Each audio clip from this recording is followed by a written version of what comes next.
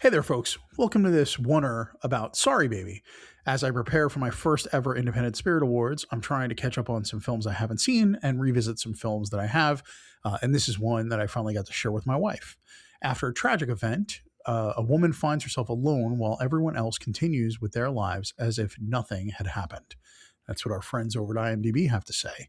I've seen this movie twice, once in a theater and once at home. And the first time, I gave this movie a rousing 4.5 stars with a heart. My review was, wow, what an amazing debut. Eva Victor creates a truly compelling and vulnerable story populated with characters that allow their actors to transform and disappear into their roles. A film with a serious and terrible act that we watch the repercussions echo and reverberate through the main characters across the chapters of their life. I spent the runtime writing notes but also jotting down probable areas for award nominations, and there are many. First time filmmaker, actress, screenplay, maybe production design, cinematography, directing, and supporting actress. Yep, this is the real deal, a true indie darling. Moving and beautiful, devastating and sincere, with a healthy dose of quirky humor. Second time I saw it, I watched it with my wife. I think we watched it on HBO Max.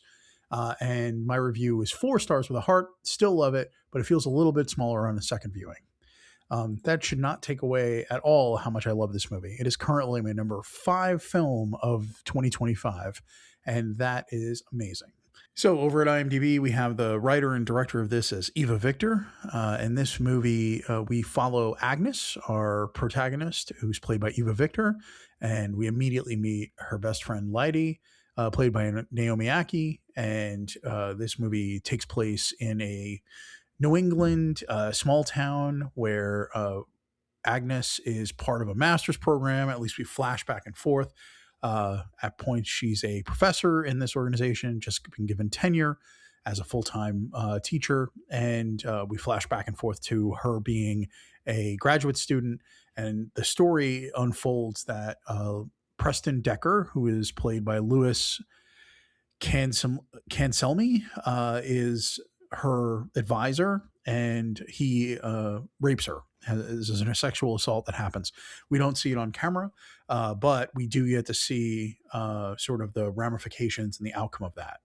This movie is so unbelievably moving. It is so well handled. I find myself on the verge of tears, not because of the sadness, but because of how much empathy and care there is in this movie between Agnes and Lydie. And Lucas Hedges is in this as Gavin, and his reactions and interactions with Agnes are unbelievable and beautiful.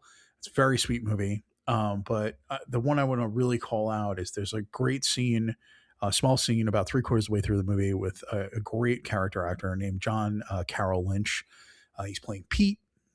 Agnes is having a panic attack, pulls over into a parking lot of a sandwich shop. Pete is closing up for the day and immediately starts harassing her and saying like, hey, we can't park here. We're done for the day.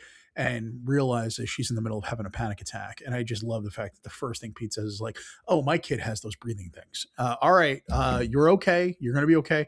And it leads to maybe the best 12 minutes of 2025 cinema. I really love how grounded, how real, how empathetic the character of Pete is, but also watching Agnes sort of come back from this panic attack and be able to re-engage and have somebody who just happenstance was able to be supportive and caring in her moment of need. And I just absolutely love the movie. It really encapsulates so many things, but also like Naomi Ackie's character, Lydie, is unreal. Like at one point she jokes about the fact that like, I have lighter fluid because I thought it'd be a good idea to go burn his office. And she's like, well, maybe I can do it. Or like, you know, she's so supportive. Agnes comes home with a cat, which is in the trailer and it's on the poster. And she's like, I got a cat. And Lydie's like, whatever you need, you know. It's truly an amazing movie of empathy on all sides. It's really beautiful. And the movie closes with this beautiful conversation between Lydie's baby and Agnes, where the title of the movie comes from. It's basically about like whether or not she's going to have a life that is going to have some sadness and it's going to have some things. And she can always trust that Agnes will be there for her.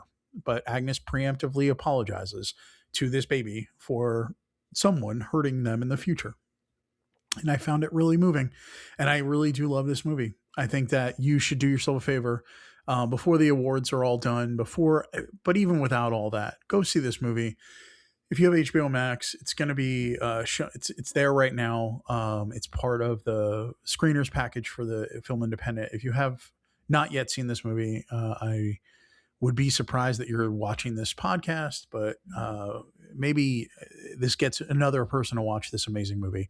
I really loved it. I hope you get a chance to see it. I hope that my recommendation holds some weight, and I can't wait for more movies from this season to come across my radar.